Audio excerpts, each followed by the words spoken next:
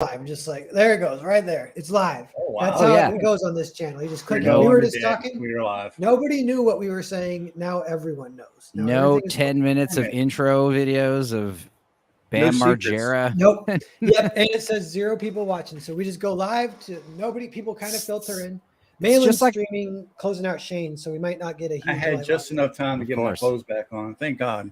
Yeah, I know. Wait, did I was worried. I was worried Narwhal was going to hit us up and be like, "Hey guys, I gotta go on Malin's stream right now. I'll push it back to tomorrow." I was like, okay. Yeah, no, I'm almost like I have just enough. Yeah, I have just enough gravitational pull where I don't have to do that anymore. Like I don't have to be like. It's like I saw something on Twitter about I need it. Kelsey Shannon and like, who is this guy? Who are these people? Yeah. So, only legends, like, please come on. Shadow figures in the night. Well, I'm very happy to be here on Narwhal's channel. I'm a big fan of yours. Maddox says, I am not a 0 person. Is the man. Oh, now dude, can I just say, how awesome was it that you got some love from the big man, Mark Millar? I know. Dude, oh, thanks. Yeah, that was tight. Cool. Yeah, that you know, he followed me on Twitter a few years ago, and I was like, holy shit, I got a huge adrenaline rush. And I kind of was doing math in my head. I'm like, how did this happen?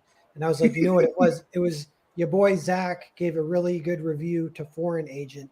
And Mark Millar watches like all the comic YouTube channels because I think he'll have him on when he's working or whatever, you know. So he does like he wants to have his finger on the pulse. Like he wants to like know, you know. Some people don't care and they kind of drift away. But Mark Millar like very much loves comics, very much wants to know.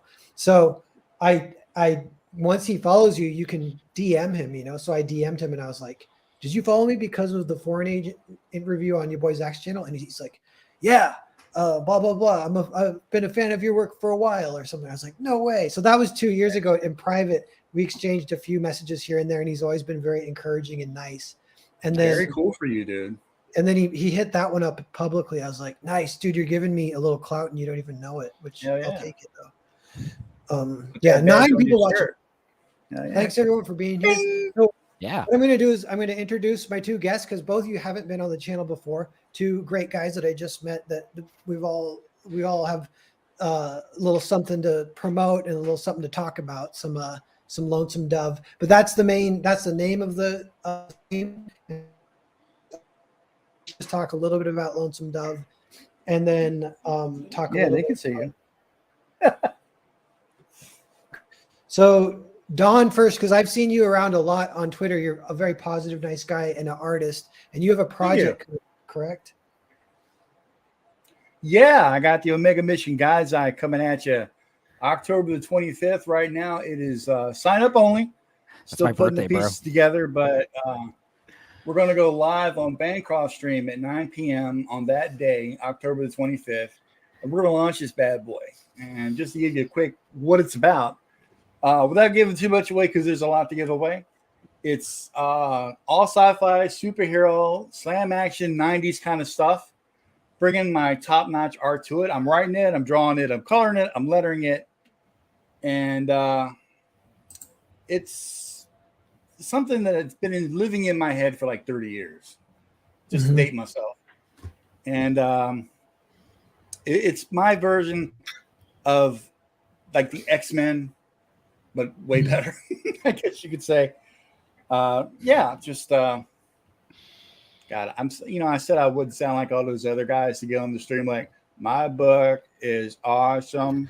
Well, you know what? It's just good practice because you gotta get on. I don't want to give. There's a lot of juice in the story. You know what I mean? I don't want to give it away. I want people to read it and dig it and have a good time. You know what I mean? Like how it used to be. You'd go to the comic store, you'd see that just a kick-ass cover, and you'd get the book and you'd be like, "Oh God, I cannot wait to go home and read this." And then sometimes you can't even wait till you get home. Like I used to live in San Diego back in 92, something like that, when I was in the Navy. And I used to have to walk a couple miles to get off the trolley, go to the comic book store, and I'd get a freaking stack like that of comics in a bag, wait for the trolley. And I'm like, I can't wait to get back to the barracks, man. I'm going to read these books. It's going to be awesome. I got the weekend off. And then next thing you know, That's all I'm doing is reading these books.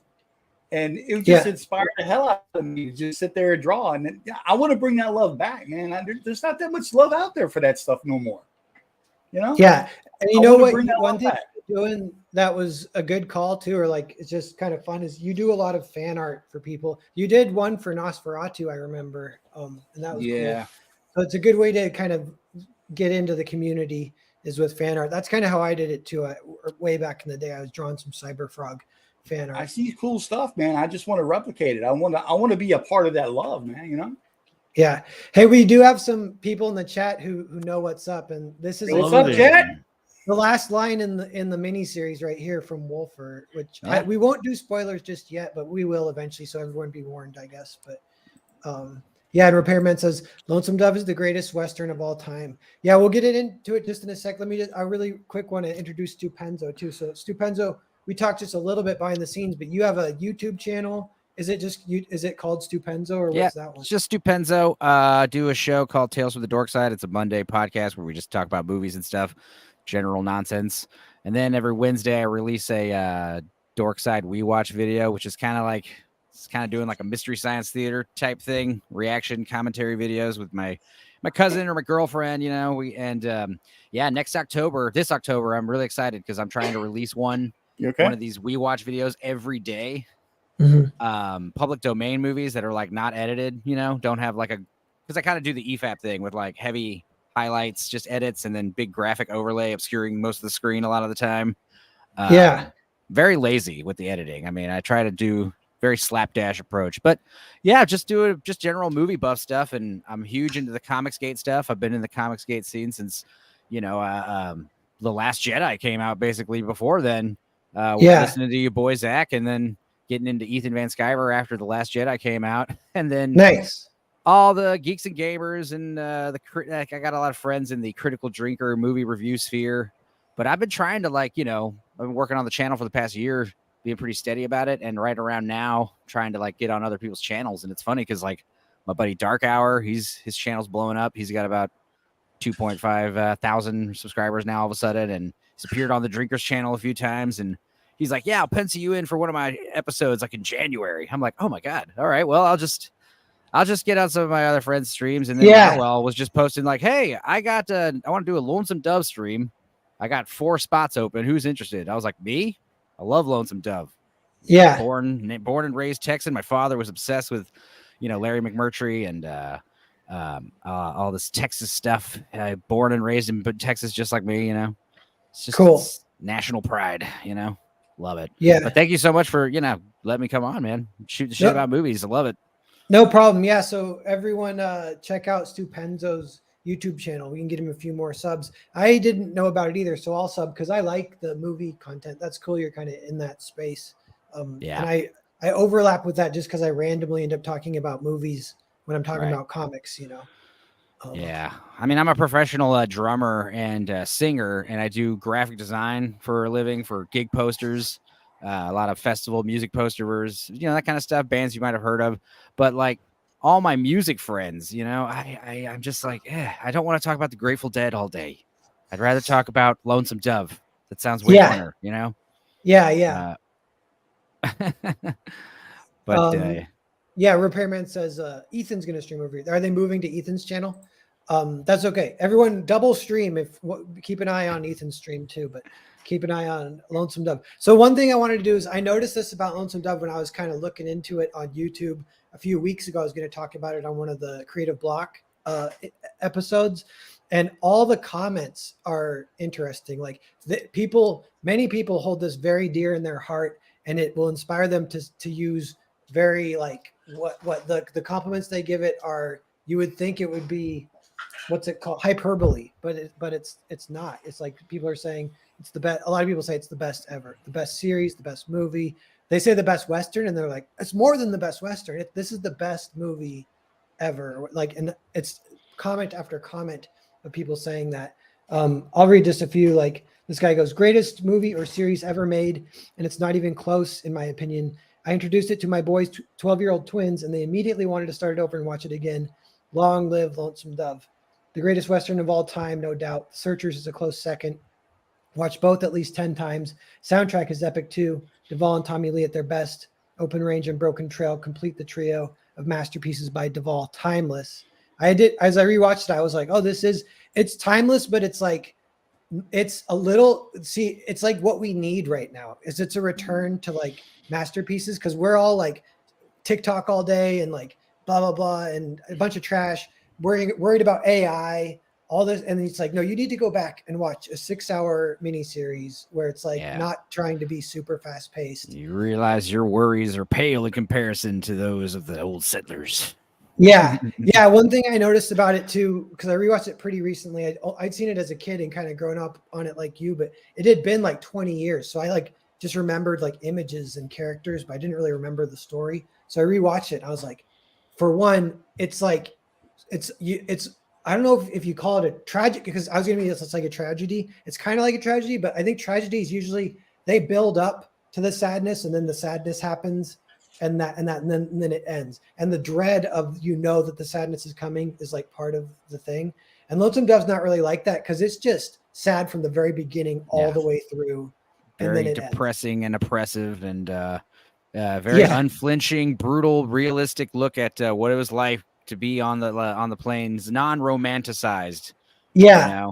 And what's funny though is like that sadness that it's packed with.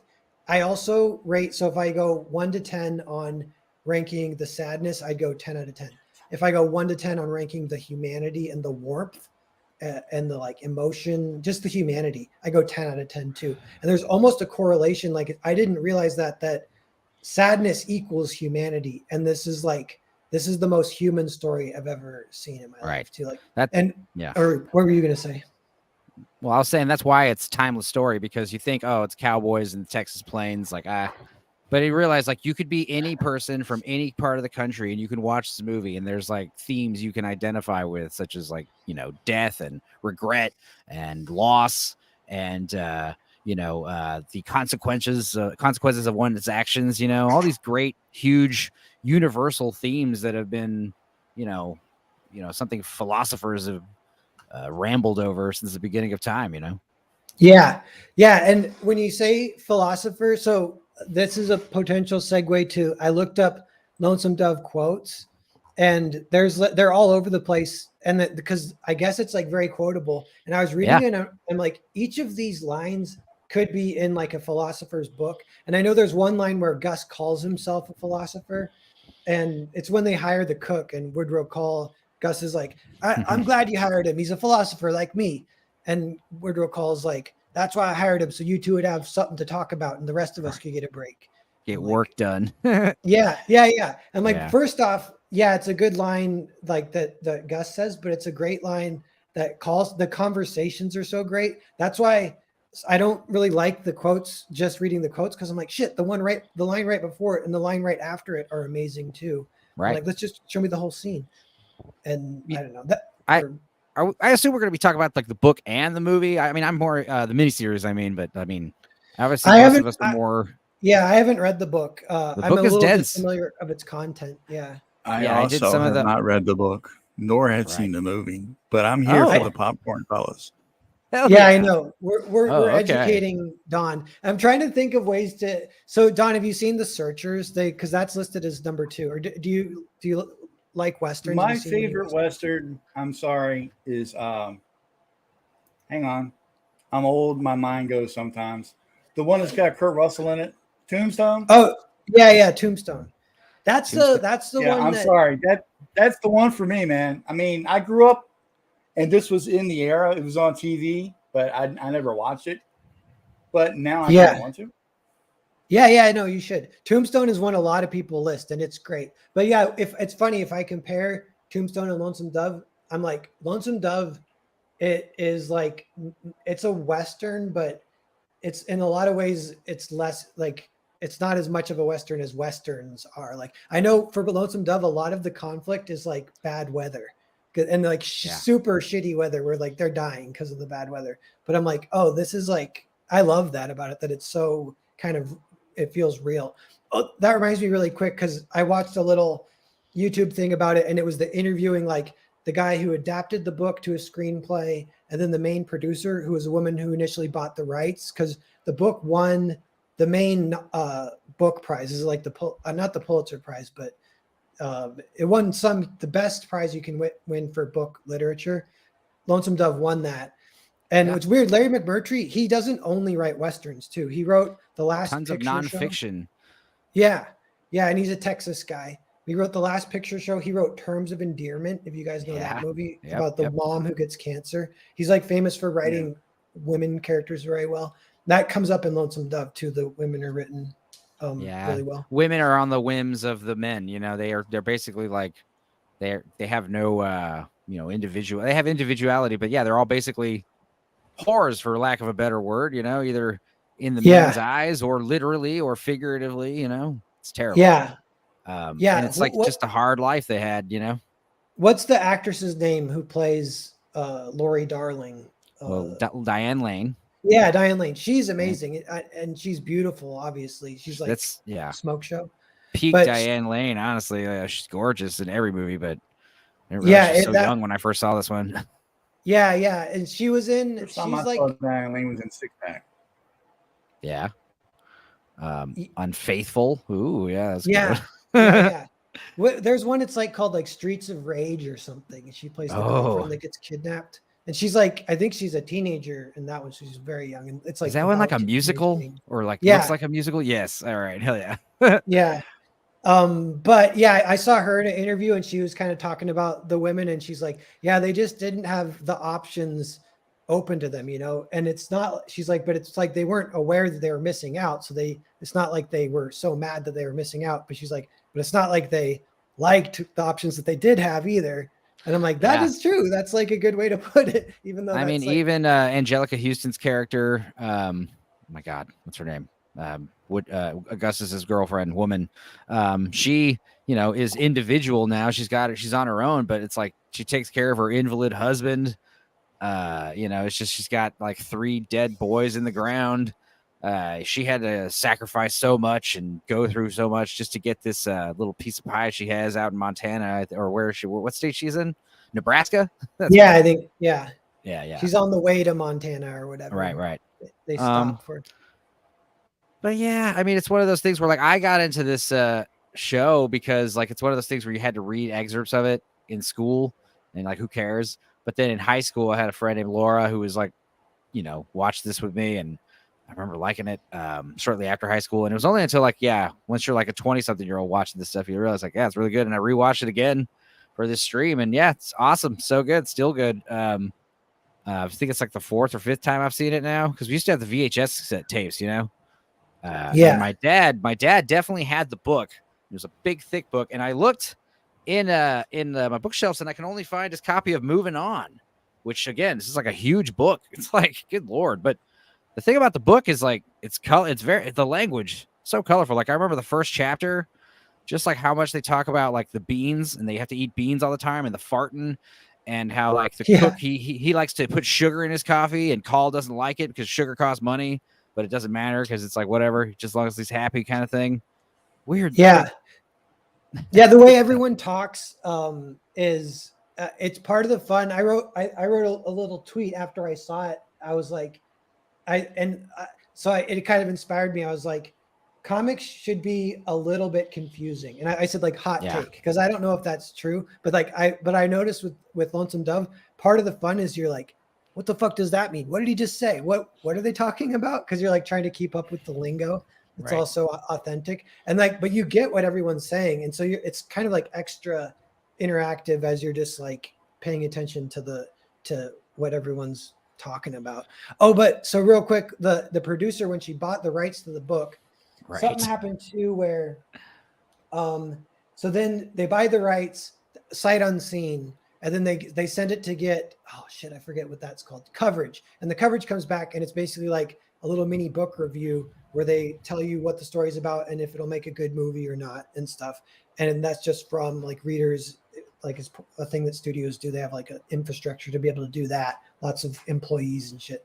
So this coverage comes back and she reads it, and it says like, will not recommend to make a movie.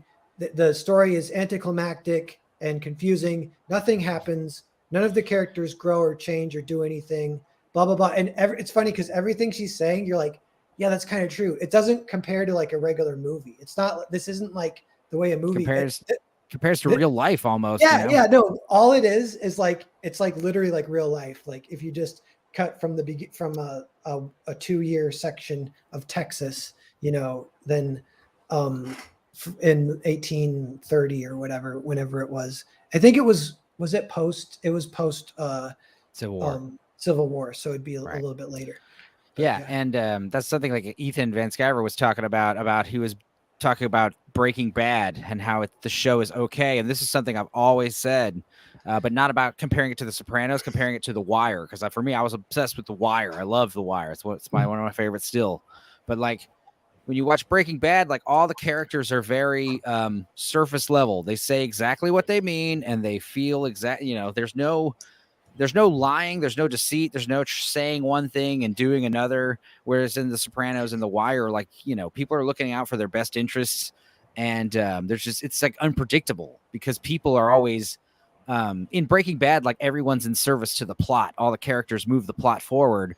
Whereas like if you put individuals in their shoes and they look out for themselves, like people go off their own random directions and sometimes it's organized chaos basically, especially when you have huge ensemble cast like this, that's funny because it's like that it's like clever and impressive is what like Breaking Bad is, and then like Lonesome Dove and The Wire, it's not clever. It's like deliberately not clever. If it was clever, that would ruin the spell kind of that it puts over you. Is like, this is not even like by design anything. But I was thinking if there's any like thematics in Lonesome Dove, and one that I kind of feel it is from the fact like there's so much bad luck and it's all like weather and nature and animals getting bit by snakes as you're crossing the river, stuff like that. And then even Gus at the end, he gets shot by a poison arrow from Indians, just randomly runs into him.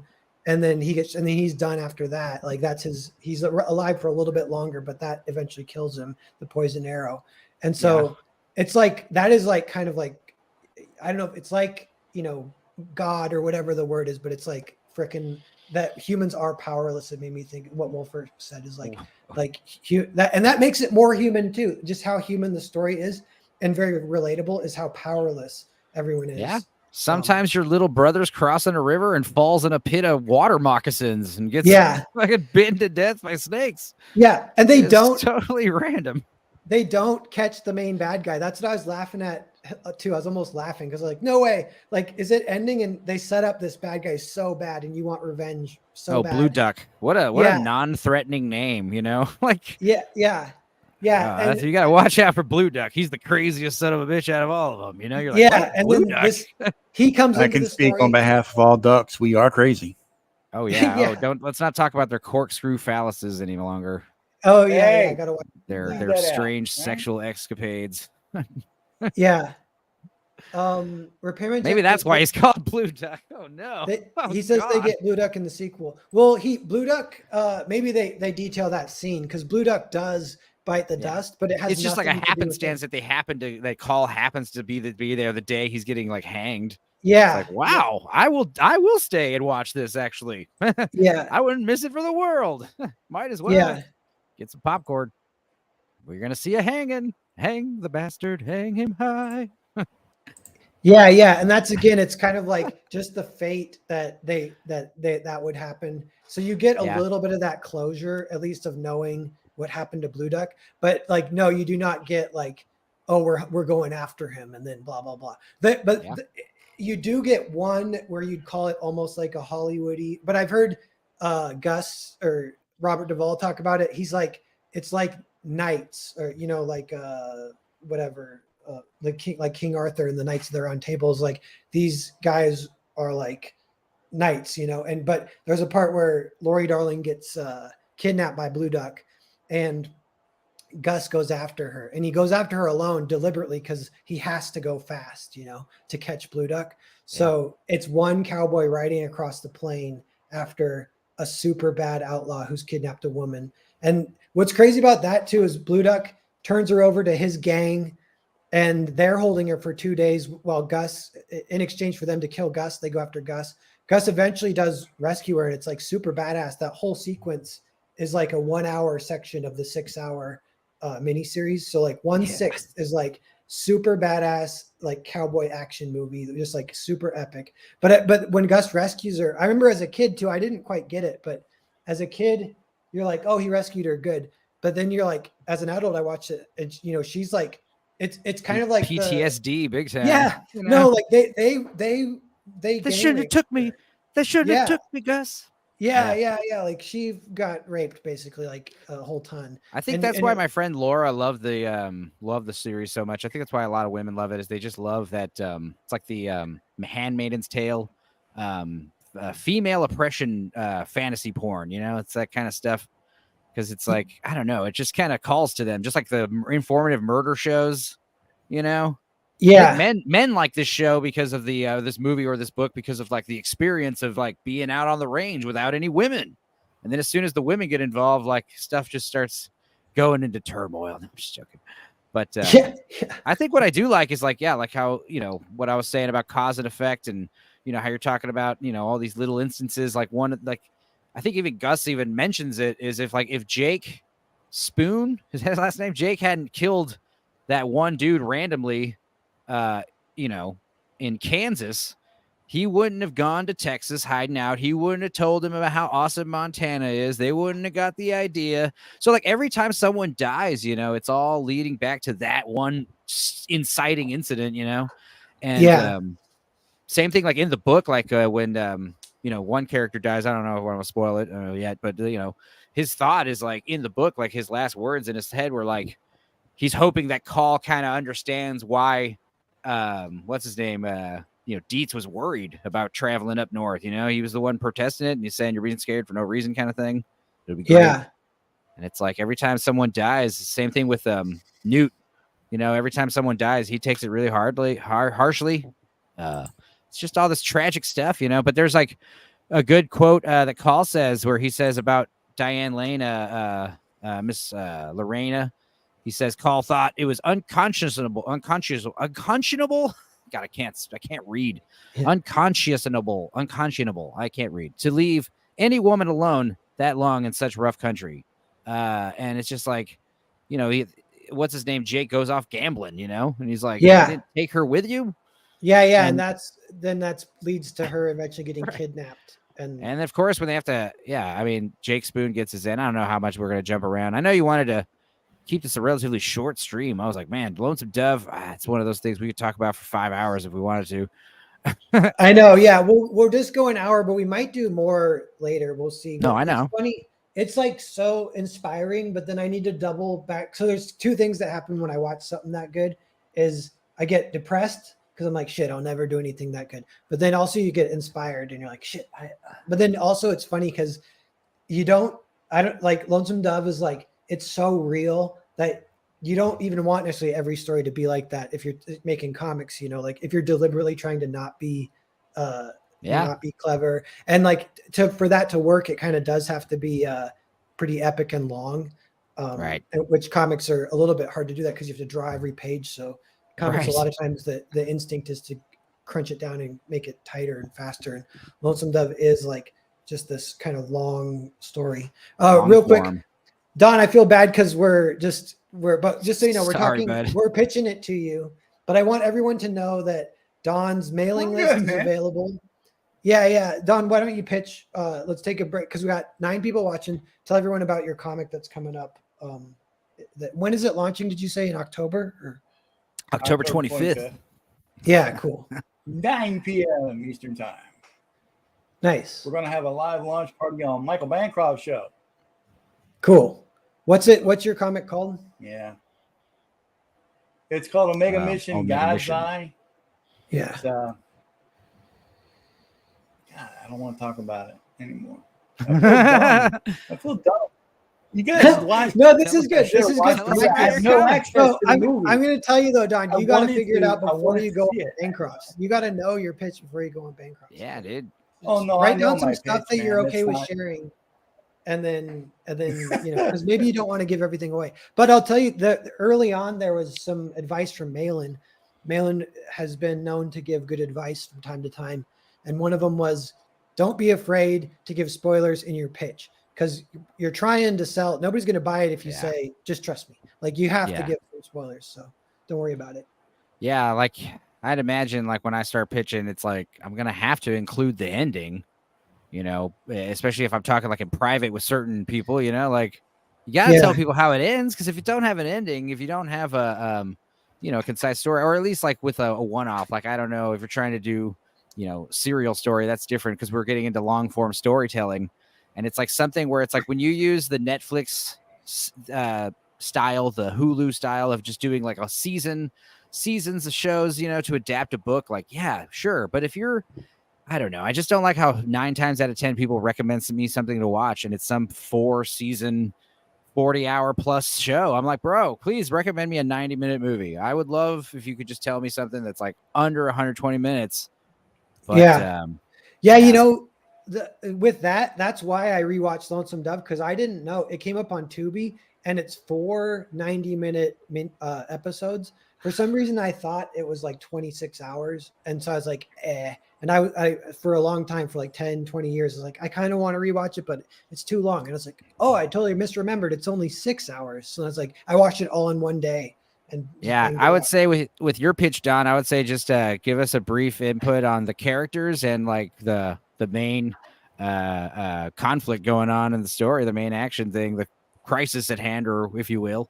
Yeah, or you know what you can do too, Don? You can just tell us how it starts, because that's not spoilers anyway, because that's just the beginning. So first act kind of stuff. Yeah, tell us like the first 10 pages or something. Well, it starts with the superhero getting his ass completely kicked and getting bitch slapped up to the moon. Cool. Nice. That's cool. Yeah. I don't know why I said it like that. No, look, honestly, this is okay. You got mankind and you got humankind. And they're at war with each other. Everybody thinks these two are the same. They're not, okay? We've been lied to all of our lives. There is no God. There is no devil. Angels are fiction. Demons are fiction. They're really an alien species. They're the ones that came before us. They're known as the ancestors. And there was a time several 100,000 years ago where the ancestors, they were worshipped as gods on planet Earth by the, what do you call it? The natives of Earth, I guess. You know, man, they just like you would like the Egyptian gods or the Norwegian gods or whatever. They see them, these people, they have great powers and abilities. Like, wow, that's a god. I shall worship them. And they got high off of it, man. These ancestors, they got high off of it. And they were like, hey, this is cool. We're just going to use these people however we want. And that's how it's going to be. But there was a group of the humans that were sympathetic to mankind. They're like, you can't do that, you know? Let's call them the SJWs of their day or whatever. I don't know. But they were like, you can't do it like that. You can't just abuse these people. You can't use them. You can't enslave them. So naturally, a conflict ensued. They fought, and it got nasty. It turned into like a 1,000-year war, okay? And after that, they were forcibly exiled from the planet. And they thought the ones that got left behind to protect and oversee the burgeoning mankind race, they thought, hey, you know, we got rid of the bad guys for good. But just like any good evil, they have found a way back. And that's where the story comes in. It's just like hell yeah, that sounds great. That does sound good. Nice. That's a little better pitch. Now you're a little more prepared for Bancroft. Like you're saying how good evil always manages to come back. It's like, yeah, it's just like the private West central banking system. It always has to come take over our currency. Yeah. Don, are you able to what is the mailing list on? Is it on Indiegogo or something? Or it's on I'm doing a Fund My Comic right now. Okay, does Fund My Comic, so is it a MailChimp? Is it a MailChimp signing up? Yeah, it's MailChimp. Okay, and it's called Omega Mission God's Eye. Omega Mission God's Eye. It's on my Twitter and all that kind of stuff. Okay, yeah. So 10 people watching. If any mods are here, they might be watching Ethan, but post a link to Don's sign up and everyone give it a look, sign up. And you can find Don on Twitter too, called Don Draws. And Stupenzo. Today, didn't No. We'll see. You're doing good. I feel bad just because we are talking a lot and you don't get to talk. Nah, man, you're good, dude. I worship you. You're all right. Well, yeah, I mean, not worship. I got a lot of respect for you. Put it that way. Yeah. That's cool. If you want to worship me, that's okay, I guess. Mr. Pearberg himself. I pray to the altar of Narwhal. You know, it's funny because I wanted to talk about like, it's like the scene where Augustus is, when they get to Montana and they start bathing in the creeks. I was like, Narwhal knows all about this, bathing in rivers. There is a lot of that. Did you identify a lot? Like, who do you identify with more, like Gus or Paul? I find like a bit of both in myself, but I identify more with Gus, honestly. I know. I want to identify with Gus so bad because I love him so much. But then you kind of know you're like, I'm not like that. I just can't like be that gregarious or whatever all the time, and that like always having the quippy one-liner and being kind of a badass ladies man on top of it. And I'm like, ooh, I would love to hit that level or whatever. Repairman says, my dad was more like Call. Yeah. Another quote from Robert Duvall, because he said it's the best role he's ever played, and he says he's like, there won't be anything like this for 100 years. It's like Shakespeare. And I was like, it is like, but I kind of feel like if you do look at like, is there any like goal of the writer maybe, besides like he just wants to do this slice of life kind of, or like a look at real life but he is trying to build up Gus to be like just a legendary character and then kill him and you fucking rip your heart out or whatever. Yeah, I mean, you said there's no climax. I mean, technically that is the climax when Gus passes away, and now the falling action is taking Gus back to Texas, which is crazy because I didn't realize until watching it this time around that they go this way to Montana. And then when he comes back to Texas, he doesn't go back the way he came. He goes in full, like a different circle, like a totally different route through New Mexico. Oh, wow. Like, dude, why did he do that? Like, just because he wanted to. Yeah. And that's kind of why Gus gives him that, like, final thing. Like, promise me you'll take me to Texas, because he knows, like, he'll give Gus, like, some more life purpose for a little while. He's one of those guys that needs to do something all the time. Yeah, and it does. I was wondering as I was watching it, I was kind of like, all right, how's it going to end? Because they killed the main character, and this is like good, but this can't go on forever. And I'm like, what? So he just takes him back, and then it just fades to black. Thank you for ruining it for me. Yeah. There's got to be some spoilers, I imagine. Yeah, but the spoilers don't ruin it. It almost because it's not a twist. Yeah. Spoilers are good because even if it is a twist, like a movie's good if like I can spoil it, you can watch it and still appreciate it, even though it's been spoiled. Yeah, because most people watch it. Yeah. They watch it like 10 times or whatever, like people rewatch it. So, but yeah, it just has to be able to talk about it. But at the end, it's Woodrow Call, and the journalist is like, they say you're a man of vision. They say you went to Montana, that you're a man of vision. And it kind of zooms in on his face, and he has a vision of all his memories with all his friends who died. Right. And he goes, hell of a vision. And then he walks away. I was like, that's a perfect ending. That's like so good. And that big sunset, that blazing orange behind him. And that's how the book ends too. But it's like, it just shows that he recognizes his fame and reputation. It's not the reality, Okay, so I'm going to ask a question here. Did this came out in the 80s, right? Mid-80s? Late 80s? Yeah. It was like 88 or something like that. Well, how does the cinematography hold up to today's standards? Still looks great because everything's done on location. It's all real in camera. Yeah. That's another thing. Like even in part 1, kind of before anything, there's almost no tragedy until the very end of part 1. So 90 minutes in, it's kind of just like drama or like soap opera drama with the one whore in town who everyone loves. Blah blah blah. Right. But it's still like their existence is kind of a tragedy in the first book, in the first part, because they're just like they're living the hard life, Yeah. Dusty plains. It's not a great life, but they end up going to Mexico and scraping for cattle, so they're stealing cattle from Mexican bandits, kind of, and that scene, and there's kind of a lot of that. Like I remember thinking, like, dude, even this is better than CGI because it's real, and you have like you have 200 cows like freaking running through the camera, and like no doubt. It was shot. This show was principal photography, lasted 16 weeks, 6-day weeks. Okay, and it had 89 speaking parts, 1,000 extras, 30 wranglers, 100 horses, 90 crew, and 1,400 cattle. You're on IMDb right now, aren't you? Well, yeah, I'm reading it right now, of course. Yeah. I did not memorize that. I was just, that's something I definitely had to bring up. All right, so I gotta ask. I'm a big fan of watching older movies, and I always like to watch the end credits. Okay, because I'm weird like that, and I like to see if there's any big time stars from today that maybe had minor roles back then. So, should I be looking for anybody? Only the ones who are famous that I know. Yeah, it's like Robert Duvall, obviously. Well, I know all the big names, Yeah, and then Chris Cooper, he got an Oscar for was it American Beauty, and then there's Angelica Houston. You got Steve Buscemi as one of the trappers. Who else is great? Who else is great in this one? Danny Glover. Danny Glover's in it. Danny Glover. Yeah, Danny Glover was big back in the day.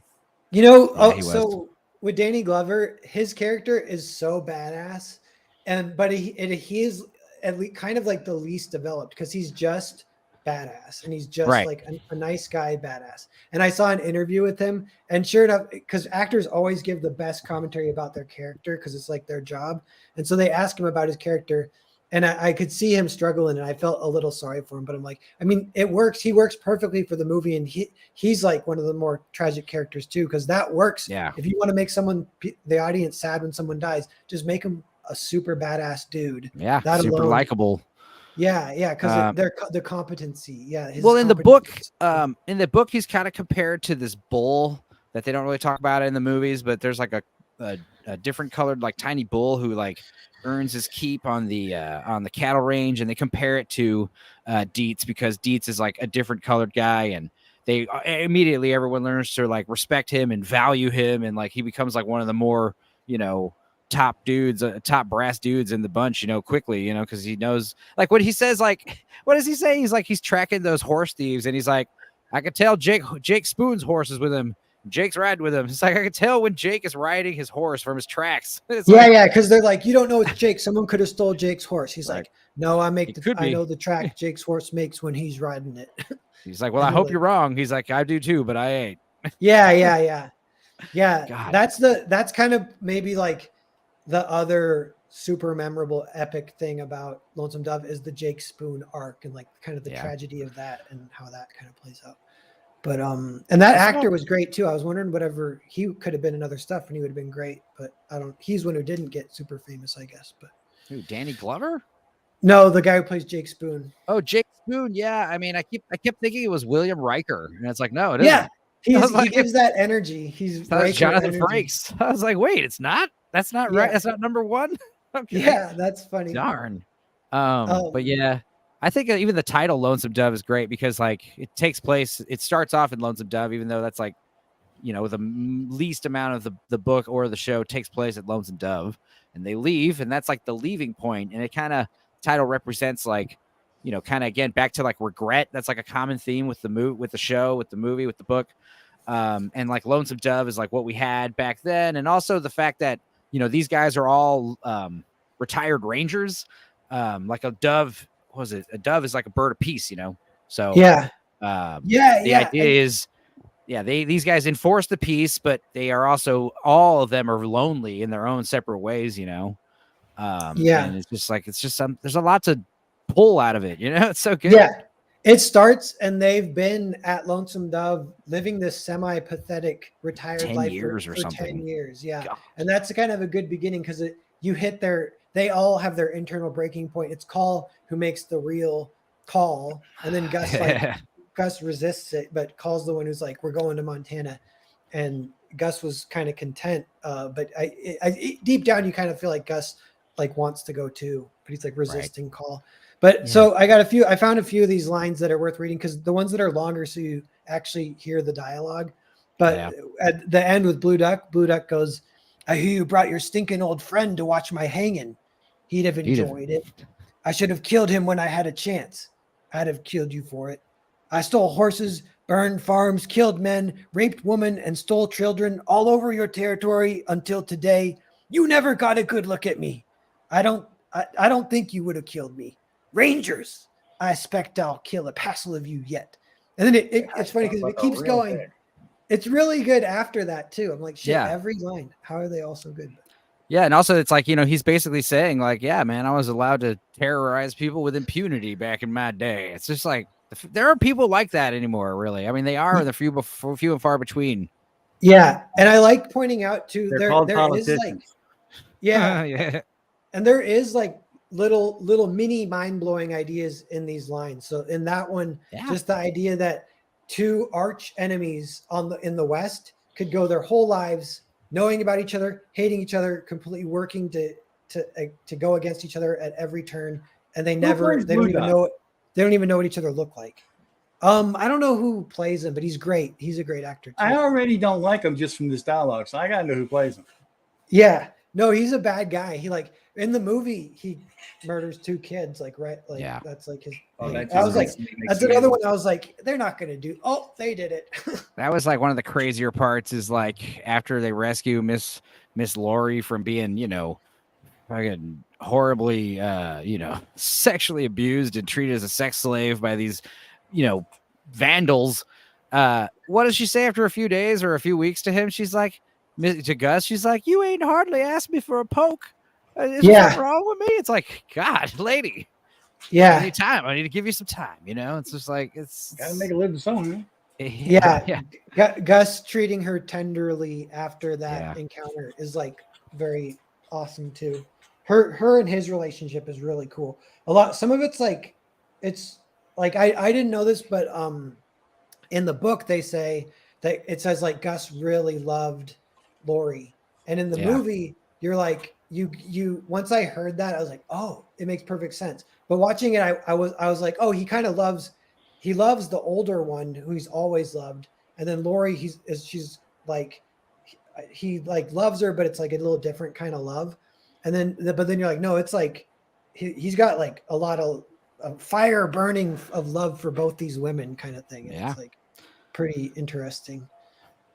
Jean-Claude Van Damme said in that movie JCVD how he had like 4 or 5 ex-wives, and he's like, he has a part where he talks like paraphrasing, but he's like, yeah, I mean, you ask like which wife was your favorite. It's like, dude, you love these women for different reasons, it's possible to love, these people. You fall in love again with a person for completely different reasons. You don't just look for like a clone of your ex, Well, I love this one because she didn't want no money. I love this one because she was pretty. And I love the other one because she had a lot of money. And then I love that one because she finally left and left me alone. So I did find the book online and I randomly scrolled because it's all great. Then you can kind of remember what part is in. So I found this part, so I'll read it real fast. But it says, Call had taken the precaution of buying a lead steer from the Pumphreys, a big docile longhorn they called Old Dog. The steer had never been to Montana, of course, but he had led several herds to Matagorga Bay. Call figured the old steer would at least last until they had heard the well trail broken. Old dogs like me, Augustus said, watching Dish Boggett edge the old steer in front of the herd in preparation for the crossing. How's that? Call asked. Lazy, you mean? Mature, I mean, Augustus said. He don't get excited about little things. You don't get excited about nothing, Call said. Not unless it's biscuits or whores. So what's so what was Jake up to? He asked. It rankled him that the man was being so little help.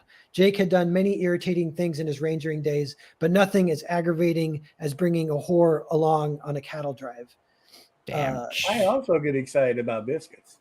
Yeah. Jake was up to being Jake, Augustus said. It's a full-time job.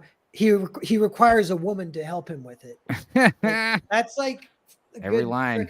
Yeah, like so you know why he's called Dish? Because he was so thirsty he couldn't wait for the barrel of water, so he just drank dishwater because he couldn't wait, and that's how he got that nickname. They called Dish ever since. Like, what the hell? That's how you learned nicknames back then. Yeah, that's funny. Could have been worse. They could have called DirecTV. Didn't. Damn. Yeah, and yeah, so like these quotes there, I'm like, if you read them alone, it's like a Napoleon quote or whatever, and it's like philosophical. So you're like, how does he fit that into conversation without it being awkward? And I'm like, I think he's just naturally that profound. They talk about how when you interview the guy, talk to him, he's just his mind is just like, It's like constant, like a rolling hamster wheel of thoughts, you know? Yeah. So, who knows? The guy was just a genius, I guess. Shit. Yeah. It's true. Yeah. And like, so he gets those, it's like if you have people talking, but you have them talking about like legit deep shit, you know, because that's what people want to talk about. But sometimes they don't have the relationship to be able to do it, or they can't, you know, wrap their heads around it enough or whatever. So he puts these situations where people have like a lot of times it's Gus that unlocks it. So he unlocks the situation to be able to access talking about deeper ideas, and then it can get a little philosophical and it doesn't feel forced. But then the stuff they're saying is like mind bombs. Like if I read it when I was a 19-year-old boy or something, I'd be like, oh my God, like this is the secrets of life are in this book. And it's also especially in the book, it's all worded so like humorously, you know, it's very, he's got this like cynical tone to it, matter of fact style. It's very fun to read too. And that's the thing, is there was a misconception that he was an easy reader. And it's like, I think people say that Lonesome Dove is actually one of his easier to read. I think it's like when you talk about like some of his articles and his nonfiction stuff, it's very dense and you know, more dense than this. But what's crazy is like something I wanted to talk about was how like McMurtry actually grew to kind of resent Lonesome Dove, especially after the miniseries, because like I said earlier, like he was trying to showcase like how brutal and hard it was out there, and he ended up accidentally kind of romanticizing it. He said he was quoted saying, "I accidentally made Gone with the Wind for cowboys," and something that he kind of had to come to terms with, you know. Yeah, that's funny. You know, I didn't know too, but it started as a movie screenplay, and then he pocketed it for 10 years because he didn't make it. Yeah, and he had to buy it back. He had to buy his screenplay back, the rights to it, and then he could adapt it as a movie. And then when you're saying about the producer who bought the rights of the book, her idea was to produce the miniseries in congruence with the book's release, and everyone turned her down, saying it wasn't going to work. And then after he won the Pulitzer Prize, they were every single one of them that turned him down, like begged her, like, please, can we make your miniseries? Yeah. I found another good quote because I remember from the miniseries, I was like, this is one of the best quotes. There's a handful. I'd put this in a top 10, and it's a conversation, which is good too. But Gus Busco says, "I God, man, a man could get rich in the grave digging business around here. P, you ought to get a long shovel. I don't think I'd want to do that. This is a bad bunch we're after. Gus, Jake would never have nothing to do with something like this. Jake's always been a drifter, Newt. Any wind can blow him." Yeah. And Robert Duvall delivering that line is like, oh my God, how did you do that? How did you deliver that line? Right. Like so freaking like epic. He just has this like little like smirk about himself. Like every time he's just like, you know, everything he's talking about, you know, and then Tommy Lee Jones is like the exact opposite, like stone face, like very somber. Even when it's like tragic or what. Yeah, he was getting at the end, he's like in the bed and he takes that blanket off. He just kind of like gives a little smile and takes a swig of whiskey. He's like, okay. Yeah. And my bandages are leaking, sawbones. Yeah, and you can tell he's like pissed. He's dealing with shit. During that scene too. Like it is like it's just like shit. I mean, because that's the thing is like it was more common back then to die young than to live of ripe old age, and that's just like constantly being reinforced to everybody, you know. And that's like, especially when someone dies and they have a funeral, it's like Gus will be like, "All right, well, this is what happened. It sucks, and we're moving on." And that's like the words he says. He says like 2 sentences. It's time to go. You know what? Oh yeah, time to go. You know what Robert Duvall said about? He said one of the people he studied to learn the role. It was a famous Texas quarterback, and I can't remember his name. But so that he's like, that's a Texas Ranger, and he said that guy, it was his body language, and Robert Duvall went to meet him to study his body language, and the guy didn't know why he was there, and he didn't even know who he was, but he was studying, and he said that guy always did this point, like, hey. So Gus stole that, and that's like one of his main gestures. Nice. What's interesting is Robert Duvall was actually supposed to play Call, and Tommy Lee Jones was going to play Gus, and then Robert Duvall was the one who was like, I want to play Gus. Yeah. They're like, because I didn't know that, but he said people didn't know that he could do that. And then after he did that, that's all the roles he got. He kind of got Right. typecast as the really gregarious, kind of cool, nice man, or whatever he does. It's like the what do you call it? The lively old man. The charisma is just off the charts. Yeah, but his movies prior to that, he was a great actor, but he wasn't turning the charisma up to 100. Yeah. There's a line from Call, speaking of one, because there is like, it's constant tragedy and they have to keep going. And Gus, every time he's like, it's not worth, dwelling on it. We just have to deal with it and keep going. And there's one thing Call says, he's like, the best thing to do about death is to ride on from it. And I'm like, damn, that's like crazy. I think that's after Snake Boy gets killed. Yeah. Yeah, dude. Great lines. When they hang Jake, what does it say in the book? In the book it says, he felt little fear, just an overpowering fatigue. Life had slipped out of line. It was unfair. It was too bad, but he couldn't find the energy to fight it any longer. It's like, puts you in those shoes of a man about to be hanged by his buddies. And that's the other thing. It's like, I know you're our friend, but we got morals and you were hanging out with the wrong crew. And if you thought it was bad, you could have left anytime. Yeah. So, sorry. This thumbnail came up as I was clicking on some stuff and I didn't know that. So I do want to see that. I'm curious about, cause his older roles are great. Like you see him in The Godfather and he's great, but it's funny because he's very unassuming. Like he's just perfect in his role. And he's the serious brother in that one. Yeah.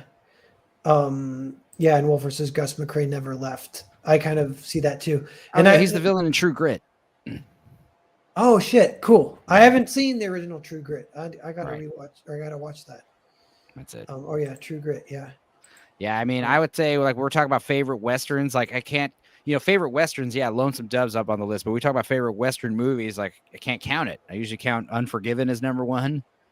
And I think, Tombstone's a good, always like top 2 or 3, and I like Wyatt Earp too. I love it. Good stuff. Yeah, I know. Cause it's for one, it's a mini series and then it's almost, it's like a Western. You picture like whatever, like the only section that's kind of Westerny is that 1 hour section where Gus goes after Laurie. Right.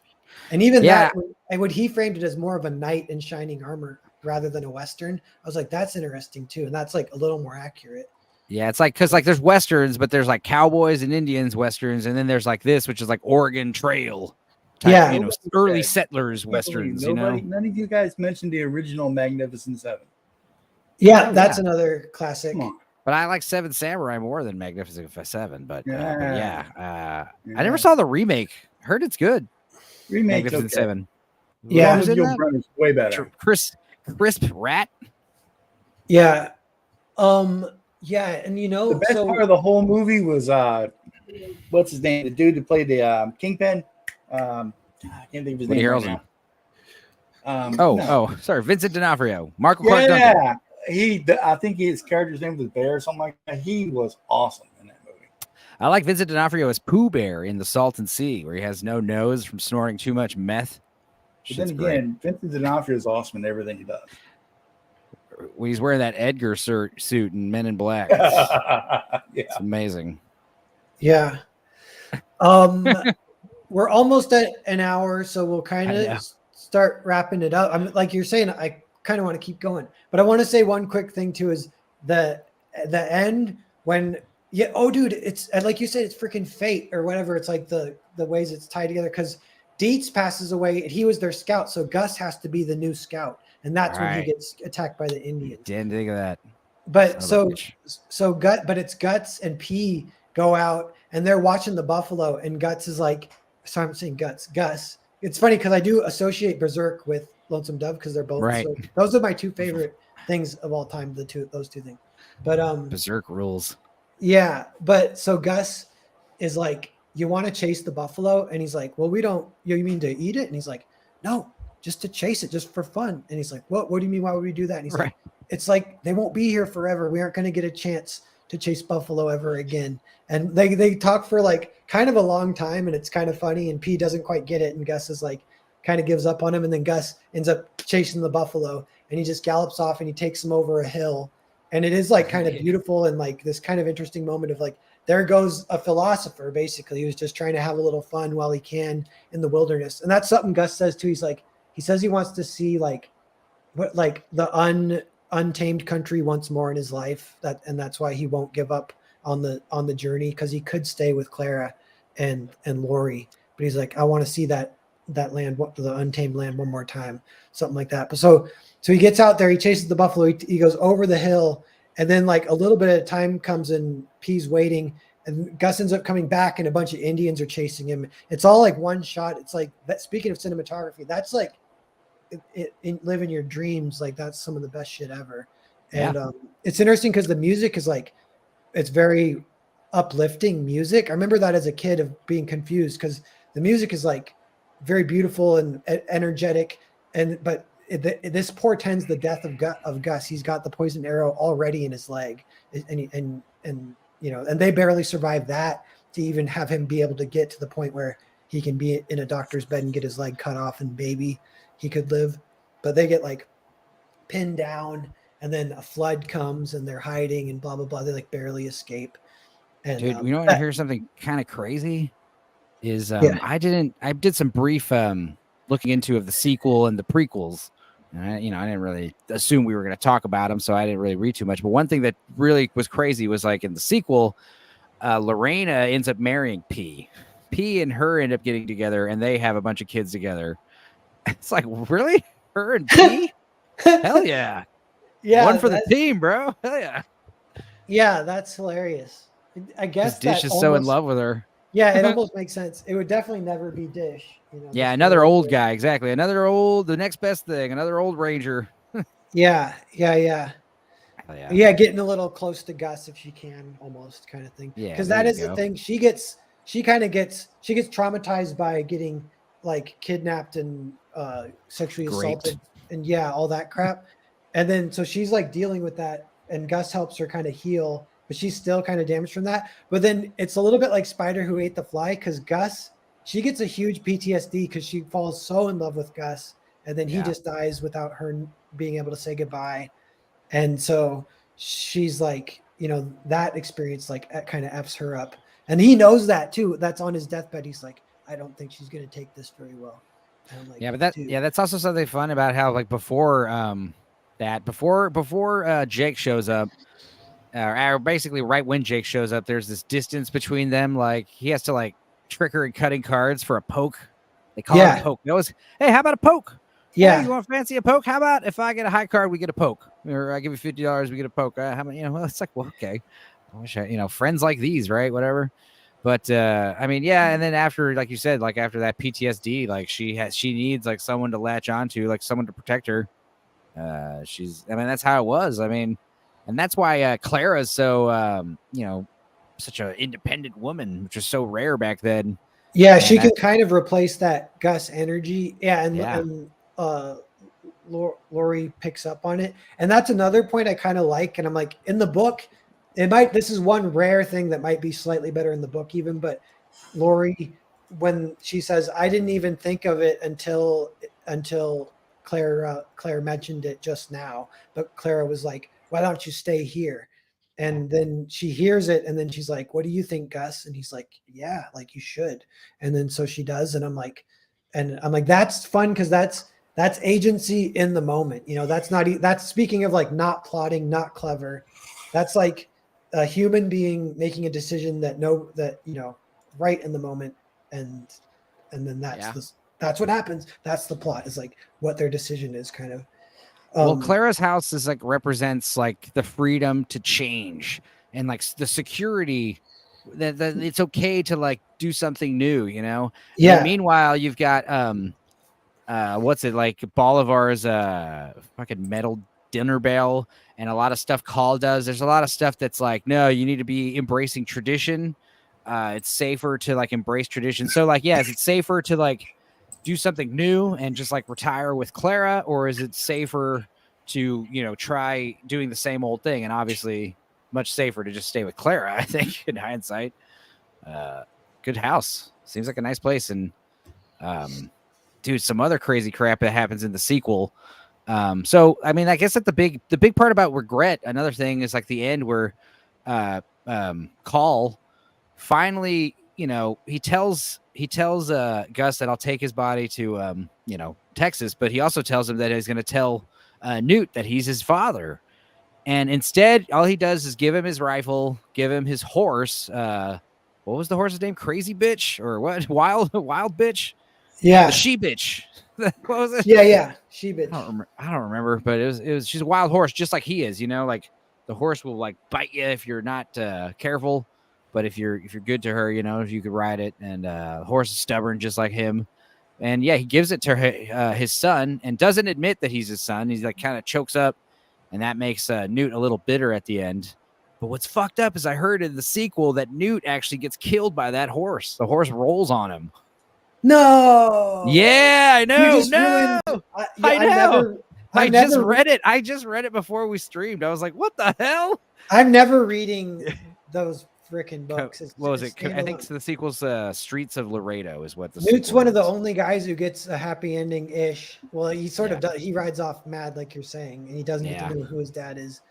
But he gets an actual arc too. Like a lot of them don't exactly get arcs. Like again, like that would be like how a classic movie does it. It's like, no, these people are who they are, and you get to witness it. But Newt is the one who kind of grows. He goes from a boy to a man over the course of the story. Yeah. Another interesting tidbit is the kid who played Newt was allergic to horses and almost refused the role because of it, but he decided to soldier on, and lucky him. Yeah, he's another one. He did such a great job, and I would have been curious to see what else he was in, but it seemed like he's kind of just famous from this only. Yeah. Some bitch. Oh, well, he says, I think Repairman Jack says it's not in the miniseries, though. Maybe because there's a sequel. They adapted the sequels into shows. So maybe Jake's still alive in the sequels. Like, I don't know. Yeah. In the adaptations. Because in the book I was reading, I was like, what? Seems like, Larry McMurtry likes to subvert expectations in a good way, Yeah, except that way. F that. Except maybe it. Well, it's like when Omar dies in The Wire. You're like, no, but yeah, I mean, shit. What are you gonna do? Shit happens. And that's a little bit, like at least. Please stop ruining all these shows for me, dude. Sorry, bro. Yeah, take notes on all the spoilers. But yeah, so we will kind of start wrapping it up. So thanks everyone for being here. This is a big just appreciation stream for Lonesome Dove. We did an okay job of it. People just we should do a part 2, 3, and 4 to get it all covered. Yeah, we could do in more like detail or something. Yeah, because it is like you could study it, and you could. There's a lot to learn, a lot to like be inspired by. But did Don leave? I think he might have.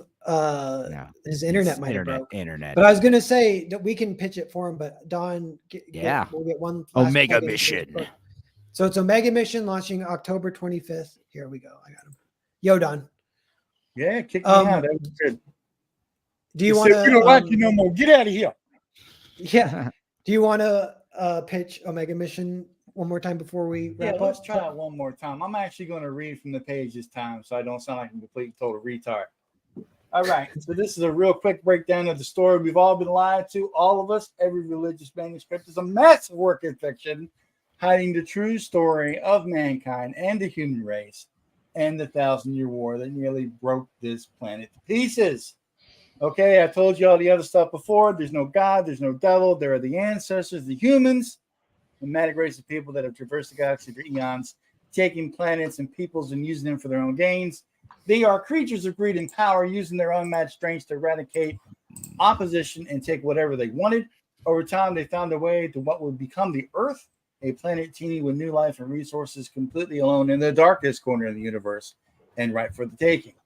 The indigenous man, barely upright and speaking, saw the humans and thought them to be gods, beings of divine purpose to provide and protect them, displaying miraculous abilities they could not understand. The humans had always they'd been feared wherever they went, never worshipped. The feeling was intoxicated, of course. But there were those in the human ranks that thought differently, saw the fledgling man with compassionate eyes. They wanted their brethren to share the planet with man, lord over them as false gods and use them however they please. This sentiment, of course, caused a rift among the humans. Thus the 1,000-year war began. When the war was over, mankind stood beside their human saviors in victory, and these humans used the last remnants of their own technology to open a portal in space and time and exile the false gods from the new world forever, or so they thought. Damn. Cool. All right. Yeah. So everyone sign up for that. Get ready. October 25th. It's actually, I think the elevator pitch would be more Chariots of the Gods meets Star Wars meets the X-Men. Rockin'. Yeah. Yeah. Nice. And Stupenzo, how about you? It's your YouTube channel, which is called Stupenzo. It's movie themed stuff, which I'm going to check it out myself. Yeah, if you can stream again too. We can talk. Oh yeah, yeah. I do one every Monday on my channel. If you're not on Comics Gate Kings, come on. Sometimes we're talking about nonsense. Sometimes we'll talk about real focused stuff. This Monday, we talked about all the William Friedkin streams, like all 40 of them. I didn't realize he had made so many movies. And then every Wednesday, we release a little kind of Mystery Science Theater style video. It's like Mystery Science Theater and Come Town, if you're familiar with that podcast. It's kind of, it's a little funny. It's like improv. Me and my cousin or me and my girlfriend today, we actually released the thing with two heads. I think me and my girlfriend watched that one. That was fun. I'm sorry. Which is it, your cousin or your girlfriend? Well, my cousin is both. he'll watch some movies. But yeah, exactly. Cousin is his girlfriend. Yeah. Right. I got my cousin on some of these episodes. I got my girlfriend on some of these episodes. I got Blue Collar Loser on some. I got Dark Hour. A handful of these fun YouTuber friends I've acquainted and with, and it's been good. Like I said, for October. Yeah, go ahead. Can I be your YouTuber friend? Yeah, sure. Yeah, both of you guys are my new YouTube friends. Nice. Some every day. Excellent. What? Party at my house later, man. I bet watching those public domain movies is kind of a good weird base knowledge to have that no one else has, because no one else can watch those. But then you've seen it, so I like taking inspiration from those whenever I can muster to watch them. And sometimes it will be if I'm just watching Mystery Science Theater, and there's the odd one where you're like, this is actually not a terrible movie. It's still, they can make fun of it. It kind of is crazy, but you're like, it's kind of, there's some good stuff here. You can it's like slash commentary track slash trivia slash me being silly, we tried it. We're clean sometimes. Sometimes we're really filthy. So I mean, it's not safe for work. It's one of those things where I could put, one filthy joke in the stream. The whole stream is dirty. You know what I mean? I can't undirty something. So we cuss, we swear. It's like TVMA, Mystery Science Theater. It's relaxed. But like I said, we're watching these public domain movies now in September. By the way, if you're on Discord, we could watch some of these if you want. But I think I've got 7 or 8 done so far. And me and Uninspired Reviewer watched The Wasp Woman the other day. And it was a fun movie, I mean, it's like, it's silly and it's these old B monster movies, but we have a good time watching them. Is The Wasp Woman? That's Roger Corman, isn't it? I think. Yeah. We also watched The Beast with Beast from Haunted Cave, the B release with that movie. So just like all these public domain movies, but normally, we watch bigger, funner movies and just edit them heavily and obscure them. Yeah, I got people who tell me like, "Hey, man, I like your videos. You're funny, but it's just hard to watch the movie." And I'm like, "Good, it's fair use." I'm glad you're telling me that, because if you don't, then it's not fair use. I mean, it's like, oh yeah, and they can always go watch it because it's all there, it's all free or whatever. But yeah, I mean, we definitely ruined the movie. I don't recommend watching We Watch a Broken Arrow if you haven't seen Broken Arrow. We ruined it. I mean, we're just shitting all over it. Yeah, it's terrible. Broken Arrow, are you talking the 90s? Yeah, John Travolta. Yeah, nice. See, that's one we watched. My favorite movie, man. Watch what you say. Yeah, no, it's funny. All these movies we love. We watched Barbarella before that, and we did Dante's Peak and Volcano. We did a bunch of action movies this summer, and then before that, we were doing like kids movies like Blank Check and stuff. But yeah, some of them get copyright claims, but the video's still up, so I'm like, whatever. All right. Yeah. Cool. They agree. Cool. Yeah, it's fun. It's been fun. I wouldn't be surprised. You say about Jean-Claude Van Damme's Hard Target. Oh yeah, that's a good one. We had a real fun time watching that one. It's good, but so silly. Oh yeah. My cousin ate like weed brownies before we watched that. He's literally falling asleep in that movie. Jean-Claude Van Damme is like kicking like flaming barrels of gas in people's faces, and I'm just like, "Wait, are you awake?" He's like, I'm like, "Dude, Jesus, hell." Hard Target put him to sleep or whatever the movie. Yeah, exactly. Anyway, But yeah, it's been fun chatting about this movie or this miniseries or this book or whatever, this Western epic.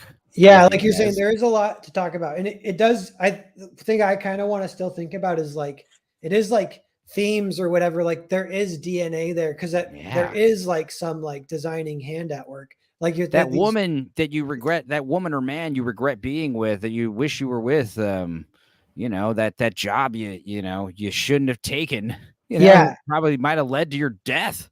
Yeah, it happens. The threads of fate and stuff, and I don't know, but it is it's kind of fun to just think about. Actually, once I watched it, I didn't watch anything else for 2 weeks. I'm almost still haven't watched much because I'm like, because I couldn't stop thinking about it. I'm like, I don't want to watch anything else. Let me just think about Lonesome Dove for a little bit longer because it really sticks in your head. I remember rewatching it recently and almost like happy tears coming out when he says, when he finally buries Gus and he's like, you know, it's the first time you're seeing Call crying. And he's like, you know, sure taught me to learn what I say, like learn about what kind of promises I make in the future. That's for sure. You know? Yeah. That's so good. Yeah. And he gives them the sign off of the sign that's in like Latin. And it apparently that means a grape gets ripe when it looks at another grape, which is like a friendship kind of thing. And that's a good theme of Gus's life. And that's another thing. Yeah. Call, he's the one who's like stuck with most of the regret, most of the remorse. It's all his, you know, all the trash. Like that's the same thing when he's in Montana, when it's all snowy. They don't really do a good job in the show conveying it, but in the book, he's like, you know, overwhelmed with like a deep, you know, depression during that winter. Because of all these actions he chose, you know, that led to all these other, you know, like, I mean, Miss Laurie, you know, all the stuff. Then you find out at the end, you know, before the whole hell of a vision, you find out that piano guy, the guy who owned the saloon, killed himself, burned the saloon down with him inside because he was in love with Laurie. Yeah. And you're like, Jesus, like, is there anybody who catches a break on this fucking, you know, nobody caught a break back then. That was the whole point. Yeah. And it is funny that McMurtry pointed that out too, that he accidentally romanticized it. Cause I'm like, but I don't know. That's just like the fans romanticized it, man. You can't control how the fans will react. Yeah. You can't control how someone else will adapt your work either sometimes. Yeah. It's like, I don't know what it's like. That's part of the fun alchemy of like that adaptation and Robert Duvall's performance and stuff is like, they created something that did immediately get romanticized despite it being just nonstop tragedy.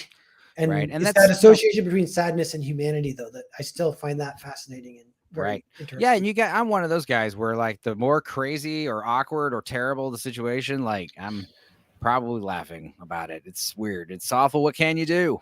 Yeah. What can you do, man? You gotta smile at you can't sweat you gotta sweat the small stuff and don't sweat the big things, right? I mean, that's like something Gus almost says that too to Laurie.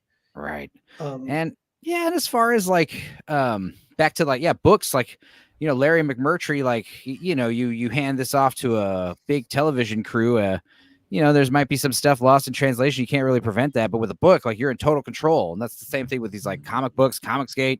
Like with me, it's like I took film classes when I was going to art school for graphic design and stuff.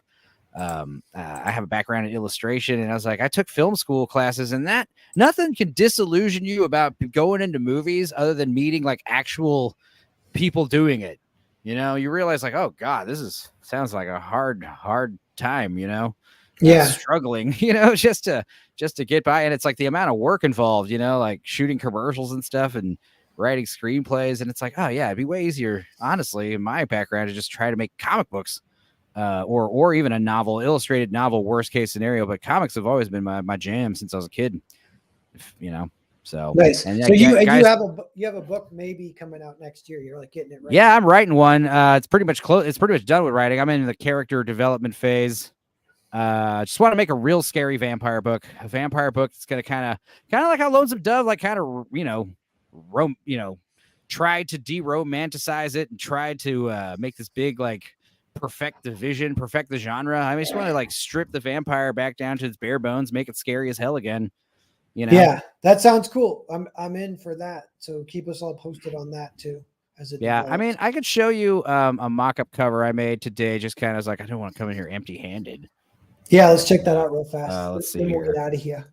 Yeah, sure. But yeah, stay tuned for this. I'm hoping it'll go live next year on what is it? Hopefully, Fund My Comic still a thing, big thing next year.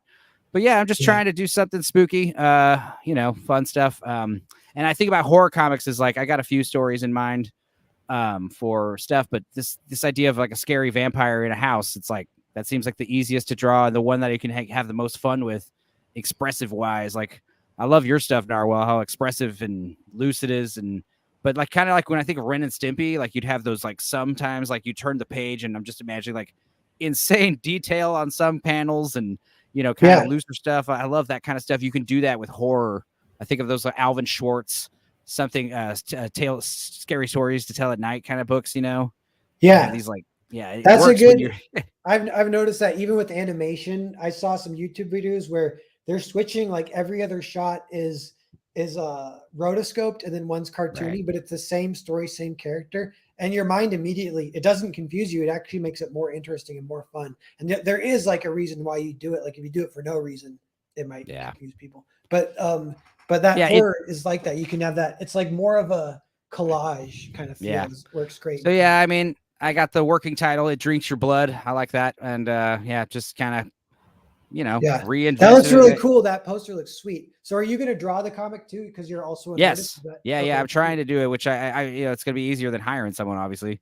But yeah, like you, it's like, dude, I like doing graphic design, poster stuff. Like this Mid-Journey shit's really helping. Like especially when you think about backgrounds, but mostly what I've been using it for is textures, dude. Mid-Journey, like anytime I need a paper texture or film grain or grass or water, like shit like that, dude, it's fucking amazing for that. Because normally you'd have to scour Google for like a big image that doesn't have watermarks all over it, and it's like okay, whatever. But because you're trying to make a collage, so you're trying to make a collage. My time drawing each grass. No, drawing's great too. I mean, yeah, I am doing. That's what I'm saying. Drawing digitally though, I got a Cintiq monitor. Like most of these, I'm digital, for sure. And that's the thing is like I've been. I grew up pencil on paper. I was one of those kids doodling on all your homework. Doodling all your on all your paperwork assignments. It's just nuts, man. But as far as like drawing monsters and vampires, that's like one of my favorite things is like creature design, character stuff, Cool. But yeah. And as far as the YouTube channel, like I've just been doing that for fun, really. It's one of those things where we were watching movies in my Discord server, and I don't know, after like the third or fourth one, I was like, I gotta start recording these. These are too funny. Too many laughs. Yeah. So. Cool. Well, that's good stuff. All those things sound like I'm looking forward to them in the chat. Check them out if you're seeing this later. Check out Dawn's project, Omega Mission, right? Yes, sir. Nice. It is coming October 25th. Yeah. So I'm gonna end the stream now. I click the button and it takes just a few